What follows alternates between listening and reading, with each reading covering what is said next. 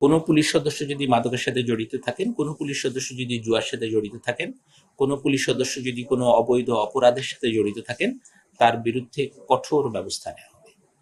সুস্পষ্ট প্রমাণসহ তথ্য যদি আপনারা আমাদের কাছে উপস্থাপন করতে পারেন, নিশ্চিত থাকেন ব্যবস্থা নেওয়া হবে। আপনাদের এখানে অনলাইন জুয়াটা আজকে যে পর্যায়ে আছে, বিগত 5 বছর আগে, 7 বছর আগে, 10 বছর আগে এই পর্যায়ে ছিল না। সফলতা পেয়েছে বলেই এটা ফ্লারিশ করেছে। এটা বৈধ না, জুয়া বৈধ হওয়ার কোনো সুযোগ নাই, বাংলাদেশের আইনে জুয়া বৈধ না। আপনারা জানেন কিনা আমি জানি না, বিগত এসপি সাহেবের সময় বেশ কিছু যারা এই অনলাইন জুয়ার সাথে জড়িত তাদের 1500-র অধিক, 1700 সিম এগুলো করা হয়েছে, বিটিআরসির মাধ্যমে এগুলো বন্ধ করে দেওয়া হয়েছে। এখন এটা যেহেতু অনলাইন ভিত্তিক, সাইটগুলো ডাউন করা হয়, ডাউন করলে আবার আপ করে তারা। যেহেতু আমি বলতে পারেন 15 দিন, তো 15 দিন আসলে এত জটিল বিষয় নিয়ে এখনই ওইভাবে বলবো না।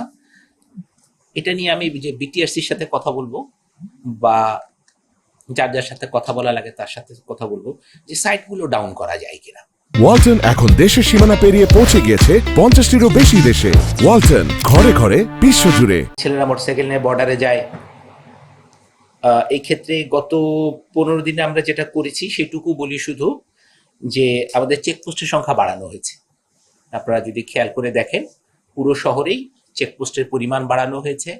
সেনাবাহিনীর চেকপোস্ট আছে, সেই সঙ্গে পুলিশের নিয়মিত চেকপোস্ট, অনিয়মিত চেকপোস্ট দুটো সংখ্যায় বাড়ানো হয়েছে। টহলের সংখ্যা বাড়ানো হয়েছে।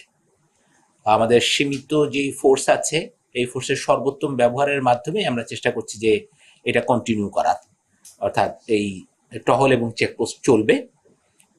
আপনাদের কাছে যদি মনে হয় যে এই পয়েন্টে আমরা চেকপোস্ট করছি, এই পয়েন্টটাতে আসলে আপনারা সুফল পাবেন না, আপনারা ওই পয়েন্টটায় গিয়ে বসতে সুবিধা হয়, আপনারা আমাদেরকে তথ্য দিবেন, আমাকে জানাবেন যে আপনি এই যে জায়গায় আপনার চেকপোস্টটা হচ্ছে, এই জায়গায় বসে তো আসলে কোনো লাভ হচ্ছে না, ওরা তো এখান থেকে শিফট করে গেছে।